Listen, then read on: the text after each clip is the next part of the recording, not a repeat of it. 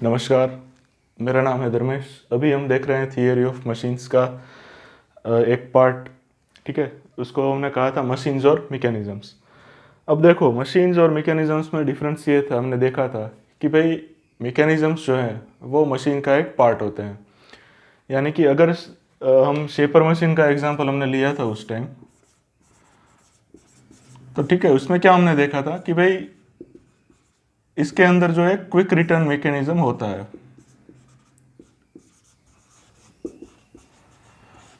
Quick return mechanism होता है। इससे क्या होता है कि भाई जो टूल है आपका वो जल्दी से वापस आ जाता है और वहाँ से फिर से कटिंग स्ट्रोक जो है वो शुरू होता है। अब इसमें क्या है कि भाई क्विक रिटर्न मैकेनिज्म के अंदर अंदर अलग अलग पार्ट्स होते हैं। ठीक है, दो अलग अलग पार्ट्स मिलके सब एक साथ मैकेनिज्म बनाते हैं और मैकेनिज्म्स मिलके एक मशीन बनाते हैं। तो इसमें क्या होता है कि भाई जो जैसे कि अलग अलग पार्ट्स है उसकी मोशन का स्टडी किया जाता है किसके अंदर, थियरी ऑफ मशीन्स के अंदर मोशन का स्टडी होता है। और मोशन कब कब मिलेगी हमको कि भाई उस एक पर्टिकुलर पार्ट के ऊपर जब फोर्स अप्लाई होगा तब हमको मोशन मिलेगी। यानी कि क्या हमको देखने का है, टोटल दो चीज़ें देखनी है, एक रिलेटिव मोशन और फोर्सेस। कौन से फोर्सेस जो कि रिलेटिव मोशन को अफेक्ट करते हैं या रिलेटिव मोशन को उसमें से मतलब रिलेटिव मोशन जिससे पैदा होती है, उस तरह के फोर्सेस जो होते हैं उनका हमें स्टडी करना है थियरी ऑफ मशीन्स में। ठीक है, एक और एग्जांपल लेते हैं अगर हम, तो फिर क्या होता है कि भाई जैसे पिस्टन का और सिलेंडर का एग्जांपल लिया था कि भाई एक हमको एक फॉर्म के स्वरूप में, मतलब एक स्वरूप में हमको क्या मिल रहा है, एनर्जी मिल रही है, वर्क मिल रहा है। उसको हम दूसरे फॉर्म में, दूसरे स्वरूप में क्या कर रहे हैं, कन्वर्ट कर रहे हैं। किससे? तो कि भाई जो हमारा मैकेनिज्म है उससे। ठीक है, तो that was the theory. Introduction में जो हमने थियरी देखी थी वो उस तरह से थी। अब एक और एग्जांपल अगर हम देखें तो क्या होता है कि भाई जैसे लेथ मशीन है। ठीक है, अब लेथ मशीन में हमको सबको पता है कि भाई एक सिलिंड्रिकल टाइप का वर्क पीस होता है। ठीक है, ये वर्क पीस जो है उसको क्या करना पड़ेगा, पहले तो घुमाना पड़ेगा। ठीक है, तो उसके लिए उसको किस में माउंट किया है, चक में माउंट किया है।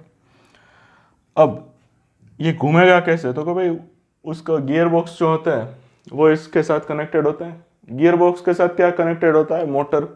ठीक है, तो जब हम स्विच ऑन करते हैं मशीन का तब ये जो चक है वो घूमेगा और क्या होगा कि भाई इलेक्ट्रिकल एनर्जी हमने ट्रांसफर की एज अ मैकेनिकल एनर्जी।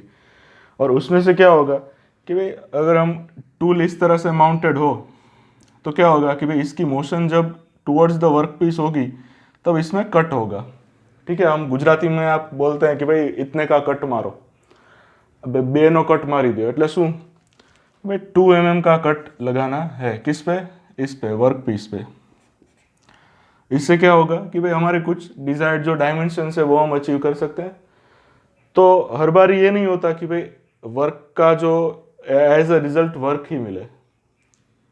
ठीक है, ऊर्जा लगाते हो तो ऊर्जा ही मिलेगी ऐसा नहीं है। लेथ मशीन के केस में क्या होगा कि भाई इसके ऊपर आपने वर्क किया, इसके ऊपर आपने ऊर्जा लगाई, तो आपको क्या मिला, आपको वर्क पीस मिला फाइनल, जिसका आपने डायमेंशंस रिड्यूस कर दिया था। तो इस तरह से भी कुछ कुछ कुछ बार होता है। वर्क का जो रिजल्ट है वो हमेशा वर्क नहीं होगा, वर्क का रिजल्ट कभी भी वर्क पीस भी हो सकता है।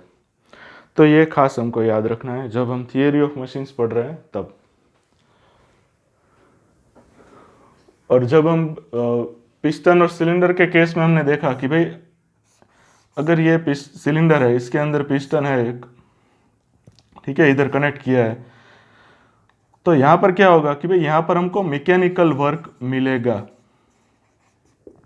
मैकेनिकल वर्क, क्योंकि पिस्टन की जो मोशन है वो towards the bottom dead centre of the cylinder होगी और फिर जो है हमको क्या मिलेगा, मैकेनिकल वर्क मिलेगा।